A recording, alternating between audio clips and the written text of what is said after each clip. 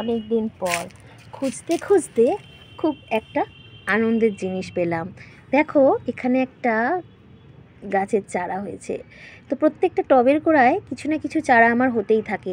দেখো এটা কিন্তু একটা রোজ ক্যাকটাস গাছ, দেখতে পেয়েছো কেমন কাটা কাটা কাটা কাটা কাটা। তো এই রোজ ক্যাকটাস গাছের গোড়ায় কিন্তু দু রকম চারা। দেখো এই একখানা চারা, এটা হচ্ছে হানিবি, দেখতে পাচ্ছ পাতাটা, আর এটা হচ্ছে কিন্তু একটা জিনিয়া গাছের চারা।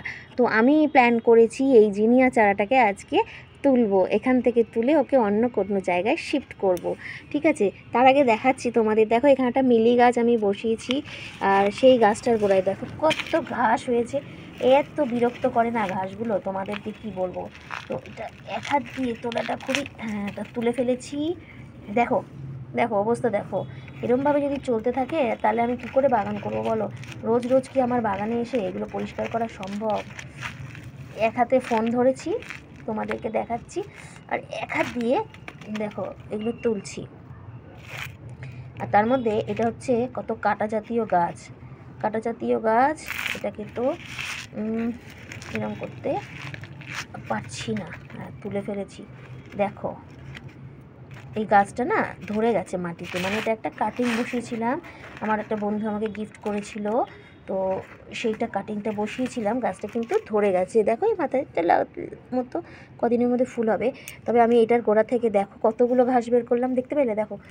তো এখানে একটা গাছ বসিয়েছিলাম, এই গাছটা তো গত হয়ে গেছে, তো এটা আর রেখে লাভ নেই। দেখো এর মধ্যে একটু বেশি মাটি দিতে হবে, এর মধ্যে একটু বেশি মাটি দিলে আমি এর মধ্যে অন্য গাছও বসাতে পারবো। তো যাই হোক, এই গাছটাকে একটু তোলার ইচ্ছে আছে, দেখা যাক তুলতে পারি কি না।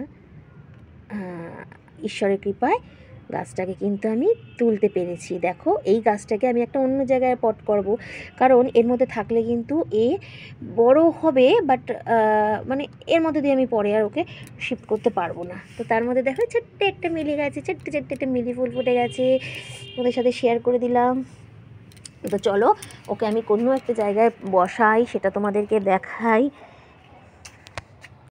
চলো চলো খুঁজে নিই একটা ফাঁকা টব। চলো দেখো একটা টব কিন্তু পেয়ে গেছি। এবার এইটাকে একটুখানি খুঁড়ে নিতে হবে হাত দিয়ে। মাটিটা অনেকটা শক্ত, কষ্ট হবে ঠিকই, কিছু একটা খুঁজি আগে যেটা দিয়ে আমি এটাকে খুঁড়তে পারবো। চলো এটা কিন্তু খোঁড়া শুরু হয়ে গেছে, আশা করছি খুব তাড়াতাড়ি আমি এটা করে নিতে পারবো। চলো দেখো আমার কিন্তু খোঁড়া হয়ে গেছে। মাটিটা দেখো এখানটায় ওকে এইভাবে বসিয়ে দিলাম, দেখলে।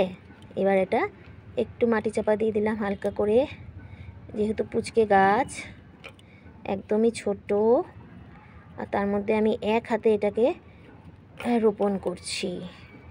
তো হয়ে গেছে, ঠিক আছে। এবার ওকে একটু বেশি মাত্রায় জল দিয়ে দেবো। আর একটা জিনিস কী করবো জানো, এই দেখো একটা কাঠি, এই কাঠিটা আমি এখানে বসিয়ে দিচ্ছি আগের থেকেই। ওটা জল দিলে পরে ঠিক হয়ে যাবে। যাই হোক, এখানে জল দেওয়ার পর ওকে আমি বসিয়ে দেবো, তাহলে কী হবে, এই গাছটা একটু বড় হলে না এই কাঠিটা দিয়ে ওকে সাপোর্ট দেওয়া যাবে। ঠিক আছে, আমি তো জল দিয়ে নিচ্ছি, জল দিয়ে নিয়ে তোমাদেরকে দেখাচ্ছি।